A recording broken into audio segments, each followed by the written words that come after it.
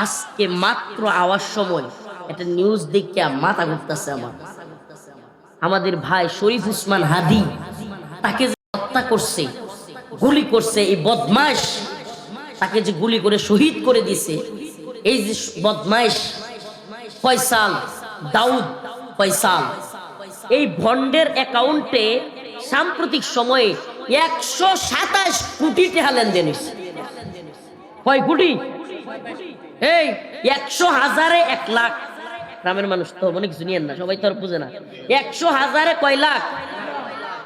100 লাখে 1 কোটি। আর তার অ্যাকাউন্টে 127 কোটি লেনদেন হয়েছে।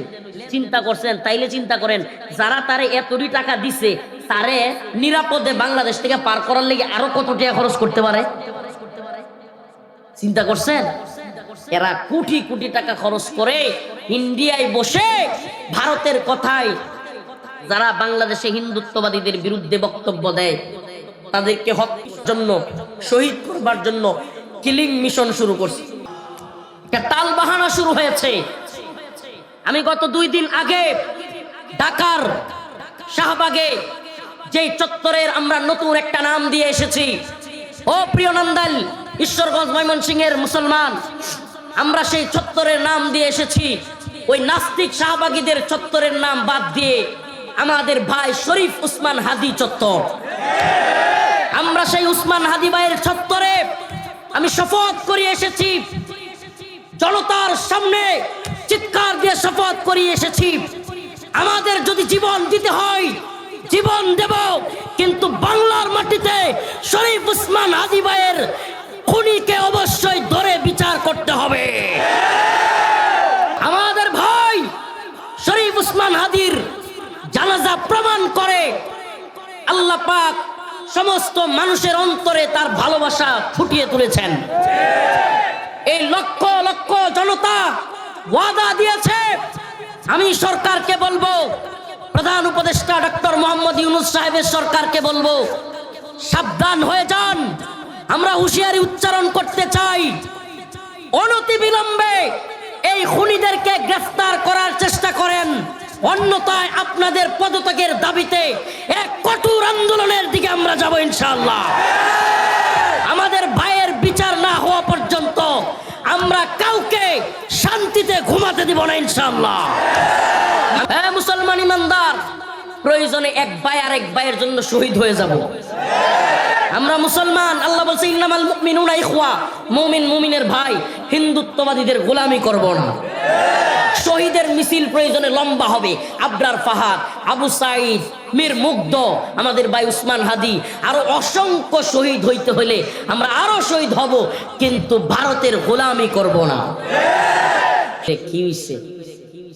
এক উসমান হাদিরে মাইরা সুবহানাল্লাহ গোটা বাংলাদেশ এমন নড়া দিছে যে আমরা প্রত্যেক মাহফিলও, সেমিনারও, ওয়াজও, টকশুর মধ্যে আরো কত জায়গায় পার্সোনালি কত জনরে বুঝাইতাম যে বাংলাদেশের এবং মুসলমানদের, এই ভূখণ্ডের মুসলমানদের সবচেয়ে বড় শত্রু হইল হিন্দুত্ববাদী উগ্রবাদী ভারত। মানুষরে বুঝাইতে বুঝাইতে বুঝাইতে বুঝাইতে হাইরে কত বুঝাইলাম। লাতাজিদান্না আশাদ্দান নাস আদাওয়াতাল লিল্লাযিনা আমানুল ইয়াহুদ ওয়াল্লাযিনা আশরাকু।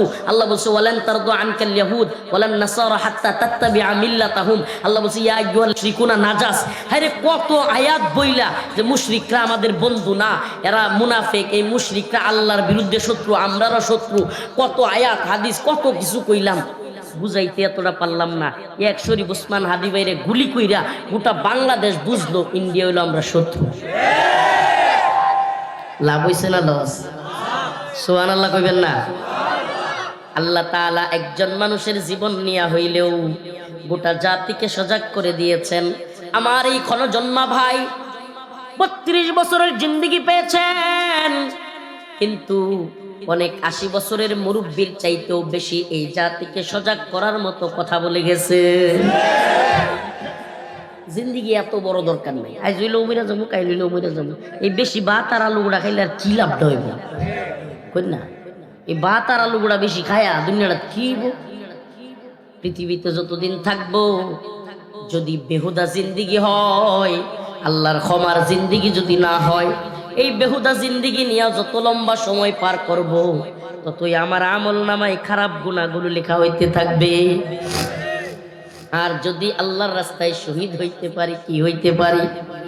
আরে আল্লাহর রাস্তায় যদি শহীদ হইতে পারি,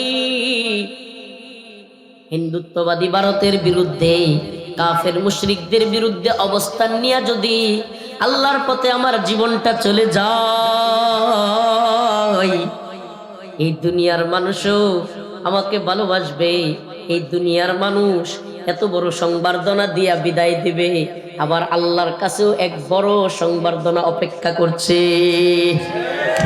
ওয়ালা তাকুলু লিমান ইউকতালু ফি সাবিলিল্লাহি আমওয়াত।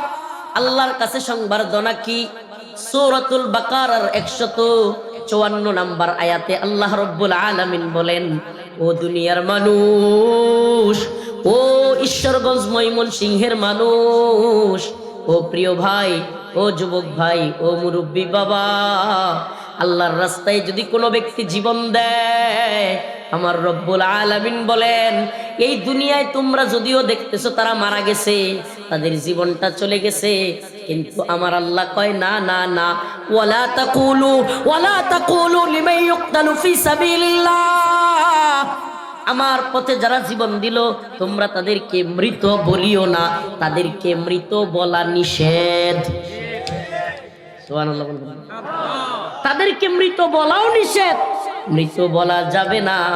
আল্লাহ অন্য এক আয়াতের মধ্যে বলেন, ওয়ালা তাহসাবান্নাল্লাযীনা কুতিলু ফি সাবিলিল্লাহি আমওয়াতা বাল আহইয়া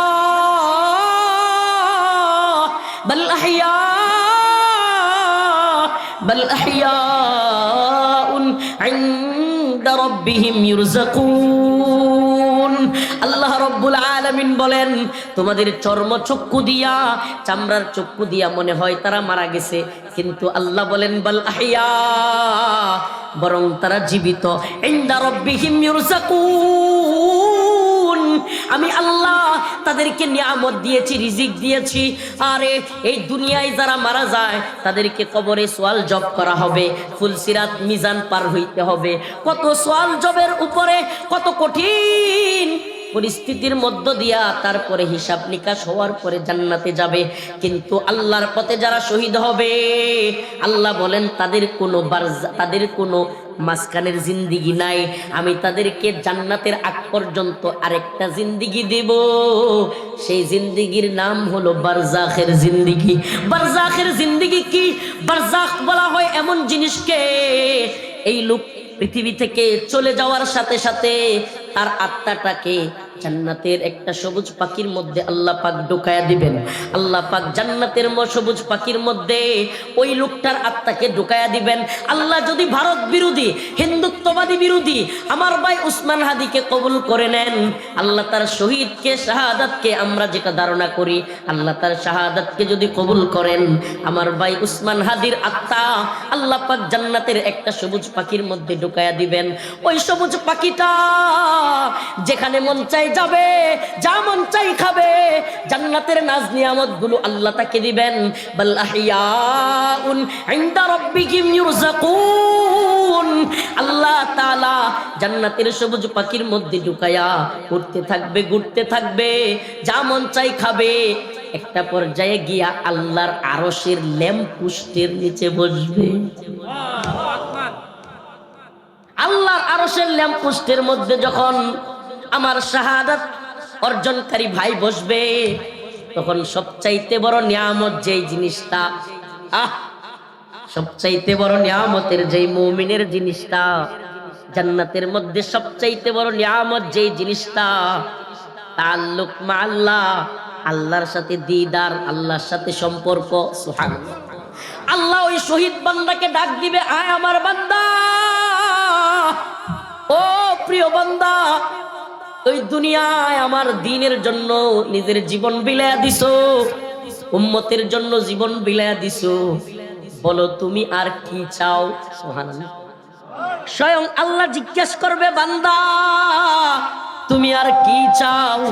আল্লাহ রাব্বুল আলামিনের ডাকে ওই শহীদ বান্দা আল্লাহকে বলবে, মালিক, দুনিয়ায় যে কিছুই খাই নাই, যা কিছু জীবনে দেখি নাই পাই নাই, এমন অসংখ্য নাজ নিয়ামত আপনি আমাকে দিছেন, যা মন চাই খাইতে পারতেছি, কোনো টয়লেট নাই, কোনো টেনশন নাই, খানার টেনশন নাই, ঘুমের টেনশন নাই, কোনো জায়গায় যাওয়ার টেনশন নাই।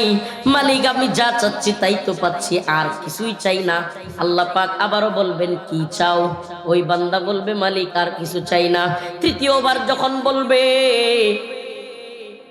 কোনো জান্নাতি যা চাই নাই শহীদ তা চাইবে। জান্নাতে যাওয়ার পরে দুনিয়ার কোনো মানুষ আবার দুনিয়াতে ফিরতে চাইবে না, কিন্তু একমাত্র শহীদরা আবার দুনিয়ায় ফিরতে চাইবে। কি আশ্চর্য! জান্নাতে চলে গেছে, আবার কোথায় আসতে চায়? বলে আল্লাহ,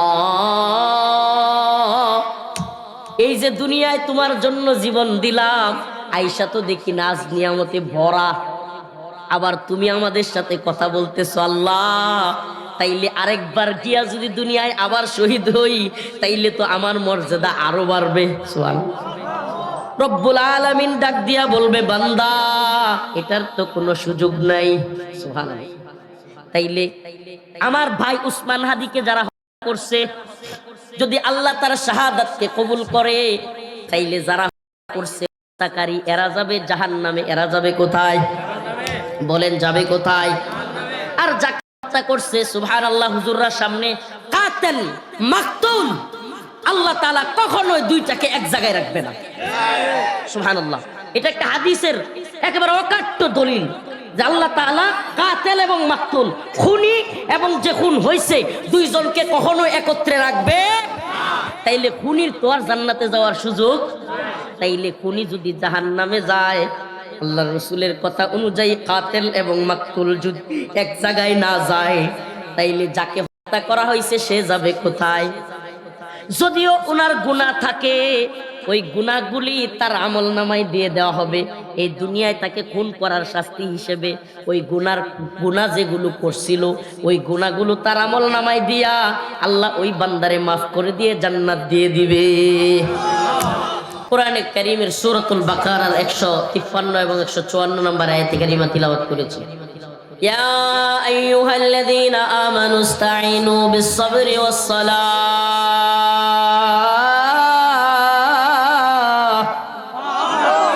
ইন্নাল্লাহা মা'আস-সাবিরিন ওয়া লা তাকুলু লিমান ইউক্তালু ফি সাবিলিল্লাহি আমওয়াত بل أحياء ولكن لا تشعرون ولنبلونكم بشيء من الخوف والجوع ونقص من الأموال والأنفس والثمرات وبشر الصابرين الله رب العالمين সূরাতুল বাকারা এর 153 এবং 154 এই দুইটা আয়াতে কারিমার মধ্যে বান্দাদেরকে এমন দুইটা গুরুত্বপূর্ণ বিষয় বলেছেন, যেগুলো আমাদের মুমিনদের জিন্দেগিতে, মুসলমানদের জিন্দেগিতে খুবই গুরুত্বপূর্ণ। যার একটা হলো আল্লাহ পাক মুমিনদেরকে তার কাছে চাইতে বলেছেন। কার কাছে? একমাত্র আল্লাহর কাছে চাইতে বলেছেন। কোন মুসলমান সন্তান হয় না, চাইবে কার কাছে? বিপদে বালা মুসিবতে পড়ছে, চাইবে কার কাছে? মেয়েটার বিয়ে হয় না, চাইবে কার কাছে? ছেলেটাকে বিয়ে করানো যাচ্ছে না, চাইবে কার কাছে? ছেলেটার চাকরি হচ্ছে না, বিয়ে করাইতে পারতেছে না, কার কাছে চাইতে হবে? বিপদে বালা মুসিবতে যে কোনো ধরনের সমস্যায় আমাদের একমাত্র চাওয়ার জায়গা হলো রব্বুল আলামিন। কার কাছে চাইতে হবে? এই দুনিয়ায় কারো কাছে চাইলে লজ্জিত হওয়া লাগে, লজ্জিত হওয়া লাগে। দুনিয়ায় কারো কাছে চাইলে একদিন, দুই দিন, তৃতীয় দিন আর চাইতে মন চায় না। আমার হুজুরার কাছে হেফজখানায় টাকা রাখতাম ছোটবেলায়। হেফজখানার ছাত্ররা কিন্তু নিজের পকেটে টাকা রাখার নিয়ম নোরানিতে হেফজখানায়, তো হুজুরদের কাছে টাকা রাখতাম। প্রতিদিন সকালবেলায় নাস্তার সময় চাইতাম। তো আব্বা হুজুরের কাছে টাকা দিয়ে আইতো, আমি দেখা গেছে একদিন, দুই দিন চাইতাম, পরের দিন আর চাইতে ইচ্ছে হইতো না। টাকা কার? এই টাকা কার? কথা কোন টাকা বেড়ায়? টাকা তো আমার। তো তবু চাইতে মন চাইতো না, 2 দিন চাইলে 3য় দিন লজ্জা লাগতো। পরে দেওয়া যাইতো, মাঝে মাঝে নাস্তা খাইতাম, মাঝে মাঝে খাইতাম না, মাঝে মাঝে দোয়ানো বাহি খাইতাম। তবু হুজুরের কাছে প্রতিদিন চাইতে ইচ্ছা হইতো। এটা গাইরতের বিষয়, লজ্জার বিষয়। প্রতিদিন একটা মানুষ চাইতে পারে না, সুবহানাল্লাহ। চাইলেও কি হয়, যদিও কোনো ব্যক্তি চাইলেই দিয়ে দেয়, কিন্তু 1 দিন 2 দিন 3 দিন এভাবে চাইতে চাইতে একটা সময় ওই লোক যদি কিছু নাও বলে, ওই লোকের বউ, ওই লোকের আশপাশের কেউ কয়, কি রে বেটা তুই প্রতিদিন অমুকের কাছে যাইয়া চলস, বলবে কি বলবে না? কিন্তু আমার আল্লাহ রব্বুল আলামিন এমন না। রব্বুল আলামিনের কাছে বান্দা যত চায়, রব্বুল আলামিন ততই খুশি হয়। আল্লাহ রব্বুল আলামিন তো উল্টা বলেন, ইয়া ইবাদিয়াল্লাযীনা আসরাফু আলা আনফুসিহিম লা তাকনাতু মির রাহমাতিল্লাহ। আল্লাহ তো আরো বলেন, বান্দা আমার কাছ থেকে তুমি নৈরাশ হইও না, যত পারো আমার কাছে চাও। কবি তো বলছেন, जो ना मांगे उससे तू बेजार है। আল্লাহর কাছে না চাইলে আল্লাহ বরং বেজার হন। এমন এক মালিক যার কাছে চাইলেই তিনি খুশি হন, না চাইলে বেজার হন। সুবহানাল্লাহ। দুনিয়া এমন কেউ যদি থাকতো, টেয়া চাইলেই পাওয়া যাইত, যা মন চাইলেই দিত, আর খুশি হইতো। হায় হায়, মানুষ সবাই তার দরবারে গিয়া হুমরিকায়া পড়তো কি পড়তো না? পড়তো। কিন্তু এই 2 চক্ষু দিয়া সরাসরি ওই পাওয়ার বিষয়টা দেখা যায় না বলে আল্লাহ তাআলা একটা পর্দা দিয়া রাখছেন, বলে দুনিয়া এবং আখিরাতের মাঝখানে একটা কি দিয়া রাখছেন?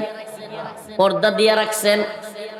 এই পর্দার কারণে দুনিয়াবাসী দেখতে পারে না বলে আল্লাহর কাছে গভীর রাত্রে কেউ চায় না। কিন্তু কসম করে বলি, কাফারা দিতে হবে না। ওয়াল্লাহি বিল্লাহি তাল্লাহি, কারাগারে আল্লাহর কাছে নির্জনে যা চেয়েছি, কসম আল্লাহর, তাই পেয়েছি, তার চাইতে বেশি পেয়েছি। ওয়ালা সাউফা ইউতিকা রাব্বুকা ফাতারদা। আল্লাহ বলেন, ও বান্দা তুমি যদি আমার কাছে চাও, আমি তোমারে এমন দেয়া দিব, কোনো একদিন তুমি চিৎকার করে বলবে, ওয়ালা সাউফা ইউতিকা রাব্বুকা ফাতারদা, আয় আমার রব, আমি আপনার প্রতি অনেক বেশি রাজি খুশি হয়ে গেছি। আল্লাহ তোমারে এমন দিবে, এমন দেয়া দিবে যে আল্লাহর কাছে রাজি খুশি হয়ে যাবা। আরে এই শীতের দিনে কোনো গরিব মানুষ কম্বল নাই, আল্লাহর কাছে চান। সুবহানাল্লাহ। হুজুর এটা কি কোন, ছোট্ট একটা কম্বল আল্লাহর কাছে নিয়ে যাইতাম? না না না, আমরা সালাফদের ইতিহাস পড়েছি, এক জোড়া জুতা না থাকলেও সালাফরা পৃথিবীর কারো কাছে না বইলা আল্লাহর কাছে বলতেন। সুবহানাল্লাহ। কার কাছে বলতেন? আল্লাহর কাছে বলতেন। আসলে ইমানের হালত যদি ওই লেভেলে থাকে, আল্লাহ তাআলা অবশ্যই মিলাইয়া দিবেন। আরে ইরাকের বাগদাদ শহরে, ইরাকে এক লোক বেদুইন মুসাফির বাজারে আসছে উট বিক্রি করতে। কি বিক্রি করতে? উট বিক্রি করতে আসছে। আরেক লোক আইসা বলছে, তুমি কি করবা? কয় উটটা বিক্রি করব। তারপরে কি করবা? কয় আমার রিজিক তালাশ করব, ওই টাকা দিয়ে ব্যবসা করব, এই করব সেই করব। ওই লোক, এক বুজুর্গ লোক বলল যে, বাবা তুমি এই উটটা দান করে দাও, তোমারে আল্লাহ তাআলা সব রিজিকের ব্যবস্থা করে দিবে। সুবহানাল্লাহ। সরাসরি উট দিয়া কয় যে আল্লাহই ব্যবস্থা করবে। সরাসরি উট দিয়া দিছে। উট এমন দেয়া দিছে যে বাজারের গরিব মিসকিন বা সবাইরে খাওয়াই দিছে। সুবহানাল্লাহ। ইয়াকিন কোন পর্যায়ের, ইয়াকিন কোন পর্যায়ের বিশ্বাস! সুবহানাল্লাহ। দেখা গেছে আল্লাহ তাআলা ওই লোককে ওই সময়ের ওই শহরের বড় ব্যবসায়ী বানায়া দিছে। সুবহানাল্লাহ। প্রিয় ভাইরা আমার, পাখির বিশ্বাস দেখছেন আল্লাহর প্রতি। আমরা তো ডুলি বইরা ধান বইরা রাখি, বরি না। আপনারা কি কোন? আমরা নাম দিলেন না, এটা ঈশ্বরগঞ্জ। ঈশ্বরগঞ্জ কি কোন? ডুলি, ডোল। এই যে বড় ধানের যে ধান, যেটির মধ্যে বইরা রাখেন, ডুলি ছিল না, ডোল। এই ডোলের মধ্যে যে ধান রাখে, আমরা ধান রাহি, চাউল রাহি, খুরাকি পুরা বছরের রাহি। তারপরে হইব না হইতো না, হইব না হইতো না। মনের ভিতরে সনবন আছে না নাই? আমি নিজেও জানি না আগামী 1 বছর বাঁচবো কি বাঁচবো না। খোরাকি তো রাইখা দিছি, 1 বছরের খোরাকি রাইখা দিছি। শুধু বাচ্চা কাচ্চার জন্য না, এমনকি মেহমান যে আসবে সেরিডা কয়দিন আইব, জামাই কয়দিন আইব, পোলাপান আরো মেহমান টেহমান কয়দিন আইব, এরপরে শীতের মধ্যে পিঠা খাওয়ান লাগবো কিনা, চিকন চাউল দুইলা রাখুন লাগবো পোলাও খাওয়ানোর লেগিয়া, আরো কত কিছু রাখি। তারপরেও মনের মধ্যে ইয়াকিন নাই। আরেকবার গৃহস্থীরা দাওয়ামারি ডা পর্যন্ত কি যাইবো না যাইতো না টেনশন আছে না নাই? কিন্তু পাখি তার মাওলাকে এমন বিশ্বাস করে, প্রতিদিন সকাল বেলায় খালি পেটে ঘর থেকে বের হয়, এই গাছ থেকে ওই গাছে ঘুরে ঘুরতে ঘুরতে তার রিজিক তালাশ কইরা সে খায়, সে তার বাচ্চাদের জন্য নিয়ে আসে, পরের দিন সকাল বেলায় আবার খালি পেটে বের হয়। মুসাফিরের জিন্দেগি, সুবহানাল্লাহ। হুজুর এটা ওয়াজ করো, আপনার আর তো বাড়ি গাড়ির অভাব নাই, ঠিক না? বাজেট করে ওয়াজ টস করুন, আল্লাহর রাস্তায় আমরা হেতে মৌলবি মনোরণ মাফ করে দিন। আল্লাহ তাআলা আমাদেরকে দুনিয়াদারি থেকে, এই তথাকথিত দুনিয়াদারি থেকে আল্লাহ হেফাজত করুক, বলেন আমিন। একটু খবর লইন যে বাড়িটা তো খুব দূরে না, নান্দাইলার পূর্বদলা নেত্রকোনা জেলা, পূর্বদলা থানা। আল্লাহর রাস্তায় যা টেয়া পয়সা পাই সব এতিম অসহায় গরিব মিসকিনরা লেগে খরচ করি, সব। নিজের কোনো ভালো বাড়ি গাড়িও না, একটা গাড়ি আসিন প্রিমিয় গাড়ি কিনছিলাম আরামে এসে লেগে একটু চালানোর লেগে 25 লাখ টাকা দেয়, এটাও বিচালছি আল্লাহর নাম লইয়া মাদ্রাসার লেগে। এখন বাড়াইটা গাড়ি আপনারা এলাকারই এক ছেলে, এই আপনার পাশের এলাকা গৌরীপুরে বাড়ি, আমরা জাকির ভাই ভাড়া দেওয়ার লাগে অট্টি হইয়া, এরপরে গোড়া শুনতেছে বয়ান, একটু পরে আমার ধরো গাড়ি, তো এইলো অবস্থা। এরপরেও চলছি আলহামদুলিল্লাহ, চেষ্টা করি যে এই দিনের জন্য।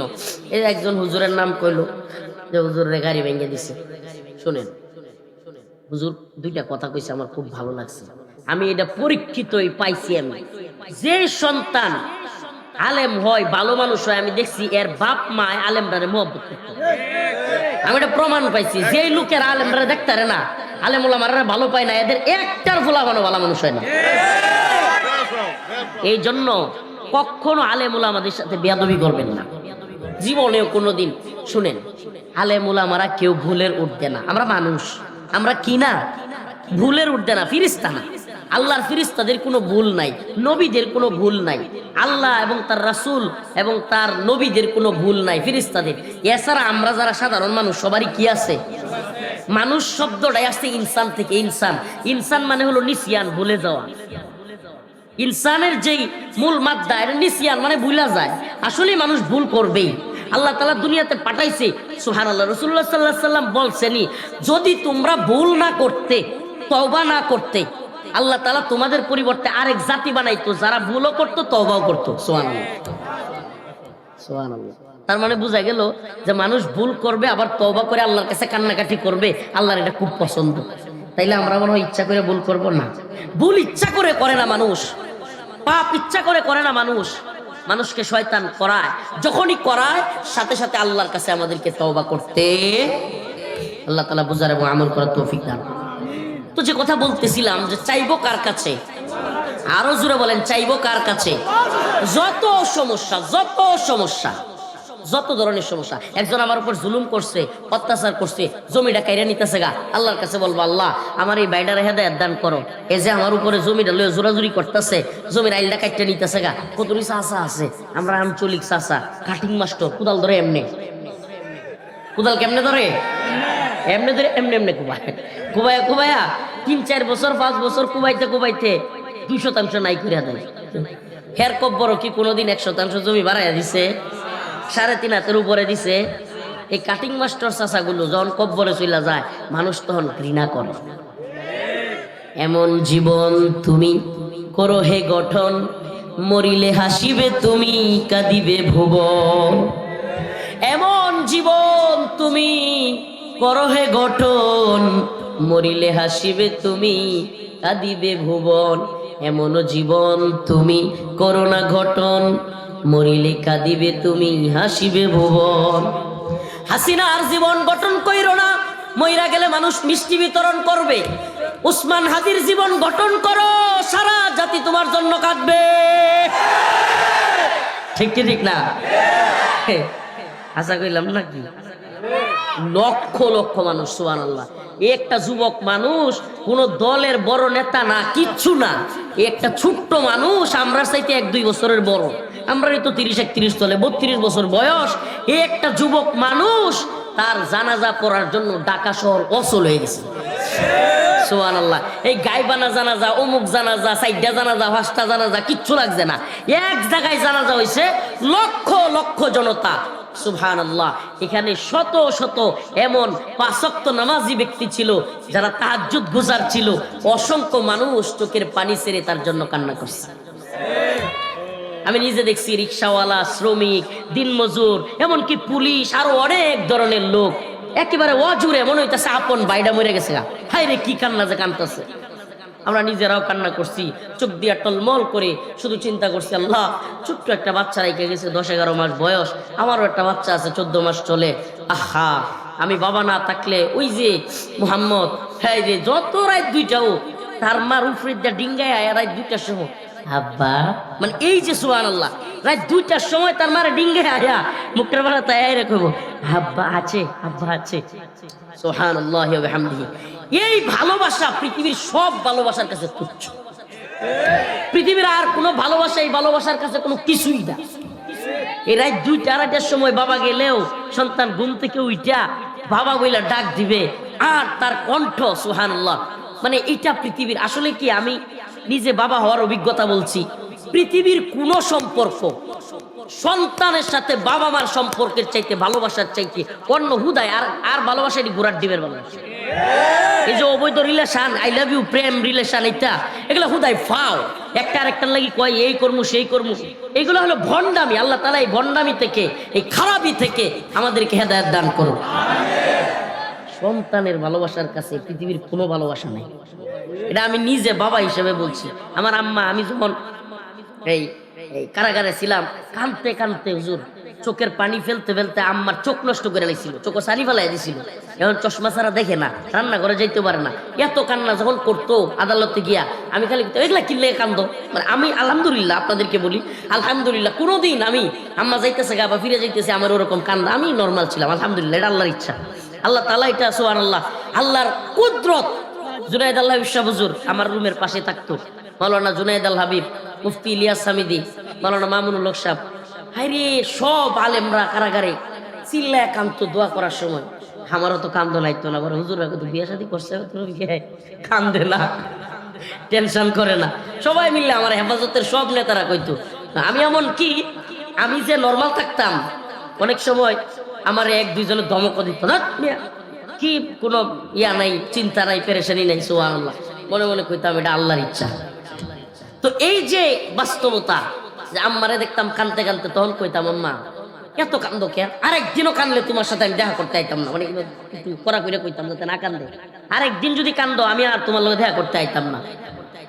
আরো চিল্লায় কান্দতো, আর কইতো, বাবা রে তোর দুবুতা গুলা আনো এলো, খালি কইতো, বাবা রে তোর গুলা আনো এলো, বুঝবি। সুবহানাল্লাহ। ওহন চিন্তা করি, আমার মোহাম্মদ রে আল্লাহ না করুক, আল্লাহ না করুক, যদি জেলে নাই গা, কোন সরকারের টাইম নেসে হালাই দেব, আমার ছেলেরা যদি জেলে নাই গা, এখন আমি যেটা বুঝি, সুবহানাল্লাহ, হয় নিজে বাচ্চা থাকবাম, নাইলে মাইরাল বাম, মানে সন্তানের প্রতি যে টান, পৃথিবীর কোনো কিছু এটার সাথে কিছু না। এটা এখন এই যে আম্মা কইতো, যে মানে চিল্লায় কান্ত আর কইতো, বাবা রে তোর সন্তান হইলো, আমরা যারা বাবা আছি এরা এটা কইতে পারবো। পোলাহান যে বিটলামি যেটি করে সন্তান, পোলাহান আমার ভ্যান কিনা দাও, শার্ট কিনা দাও, র্যাকেট কিনা দাও, বল কিনা দাও, এই করো সেই করো, করে না? এরা যখন দুষ্টামিটা করে, ফাইজলামিটা করে, এরা তো কিছু যায় আসে না, এরা কিন্তু কিছু যায় আসে না, 10, 12, 15, 20 বছরের ডিরও যায় আসে না। বাপ মার লগে যেটা মন চাই, এটা না দিলে এটা হইতো না, এটা না দিলে এটা হইতো না, এগুলো করে। তারা কিন্তু বোঝে না, কিন্তু বাবা বোঝে সন্তানের দরদটা, মায়াটা কি লেভেলের। সুবহানাল্লাহ। আল্লাহ তাআলা সকল বাবা মাকে আল্লাহ তাআলা হেফাজত করুন, সকল সন্তানদেরকে তার বাবা মার কোলে রাখো, কোন বাবা মা থেকে সন্তানকে আল্লাহ তাআলা ছেদ না কইরা দেয়। আমি কইছিলাম হুজুর আম্মারে শক্ত ভাষায়, যে আমারে জেলে লোকার যাই করুক, সাবধান, কোন নেতার বাসা বসার যাইতে পারবা না আমার জামিনের লেগে, এটা আগের তে আমার লোক শক্ত কথা। আম্মা যে খালি কইতো, যে বাবা তুমি যেই ওয়াজ করো, তোমার তো যে কোনো দিন ধরে আলবো। আমি কইছি যে আল্লাহর নাম লিয়ে ধরে লাগ কিছু করো, আল্লাহ রাস্তায় দেলছো না? আম্মা খালি কইতো, তোমার আল্লাহ রাস্তায় দেলছে। আমি কই দেলছো তো, কহ, তাইলে কান পারতা না। তখন আমি ভিতরে থাকতে কে হুনে কার কথা, এই কামালের বাসায় ওই যে মাল খায়াটা লইয়া থাকতো না একটা স্বরাষ্ট্রমন্ত্রী, এটা বাস্তব। এই স্বরাষ্ট্রমন্ত্রী আসাদুজ্জামান খান কামাল এটা মদ খায়া মানে মাল খায়া টা লইয়া থাকতো। এই মালখুর আসাদ সে কেটা জানি আমারে বুদ্ধি দিছে, আমার মামা আরো কয়েকজনে মিল্লা মনে করেন, এরাও কিছু লোক তো আওয়ামী লীগের আমরা আত্মীয় স্বজনের মধ্যে আছে, বুঝছেন না? তো এটি করছে কি, আমারে বুদ্ধি দিছে যে স্বরাষ্ট্রমন্ত্রীর কাছে গেলে আফা জামিন করানি যাইব। কারণ আম্মা গেছে, ওমা হ্যাঁ রে, আম্মা কইছে যে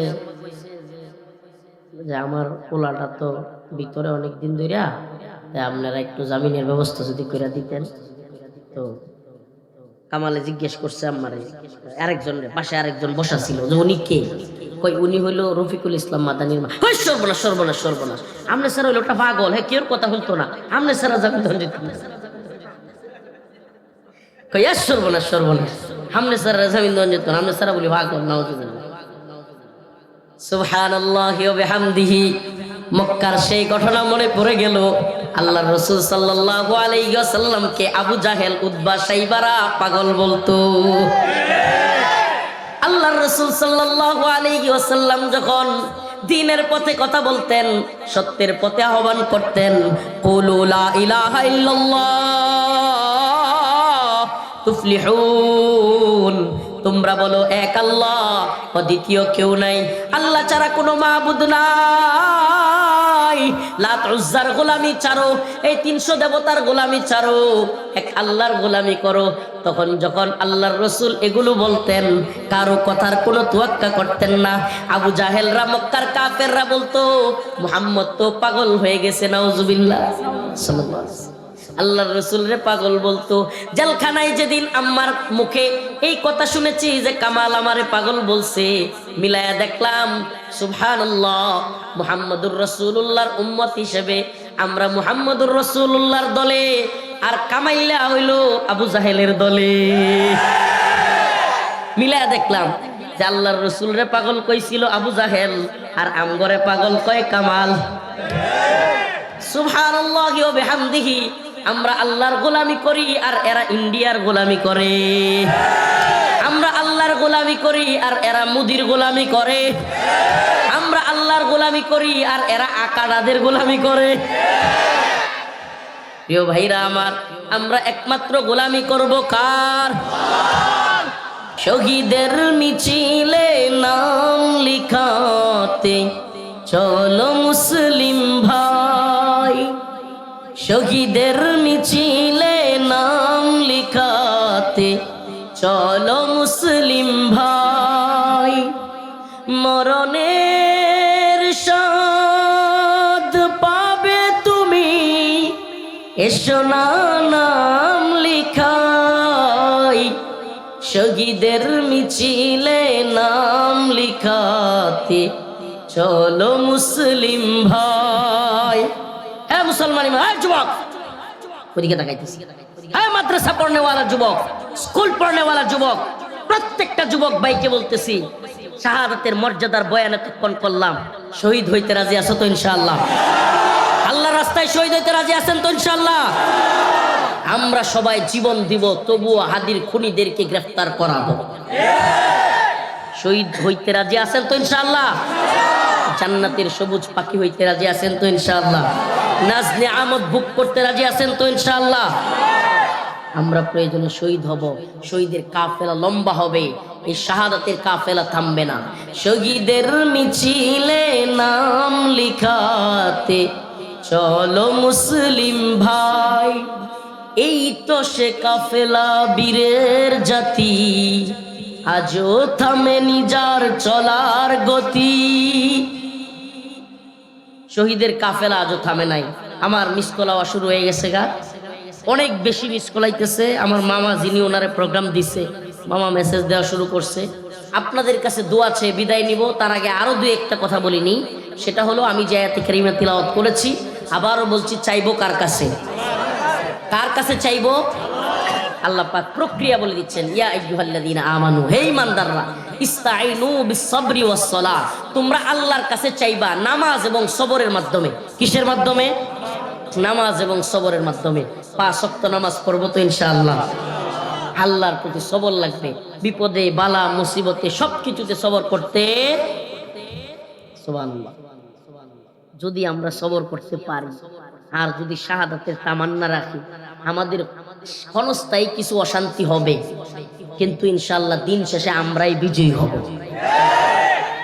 বিজয়ী হব, কিন্তু এই তন্ত্রমন্ত্রের পথে না। এই সিল মারো ভাই, সিল মারো, অমুক তন্ত্র আর অমুক মন্ত্র, অমুক দল, অমুক লীগ, অমুক তমুক, এগুলো আমাদের দেখা আছে সব। যদি শান্তি মুক্তি কামিয়াবি পেতে চান আল্লাহর পথে আসতে হবে। এই পথ গণতন্ত্রের পথ না, দাওয়া, ই'দাদ, জিহাদ, শাহাদাতের পথ। নাসরুম মিনাল্লাহ ওয়া ফাতহুন করিব ওয়া বাশশিরিল মুমিনিন। ক্ষমা চাচ্ছি ইনশাআল্লাহ। আল্লাহ যদি আবারও সুযোগ দেয় কখনো এই প্রোগ্রামে যদি ভালো জায়গায় করে, ইনশাআল্লাহ বেশি সময় দিব ইনশাআল্লাহ। আসসালামু আলাইকুম।